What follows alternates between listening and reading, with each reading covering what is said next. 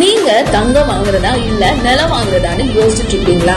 அப்போ இந்த வீடியோ உங்களுக்காக தான். ஸ்கிப் பண்ணாம பாருங்க. தங்கம் வாங்குறது சுலபம் தான், பெண்களுக்கு ரொம்பவே பிடிச்ச பொருள் தான். ஆனா பெரிய குறை அதோட திருட்டு ஆபத்து. வீட்டுல வச்சாலும் சரி, லாக்கர்ல வச்சாலும் சரி பயந்தாங்க.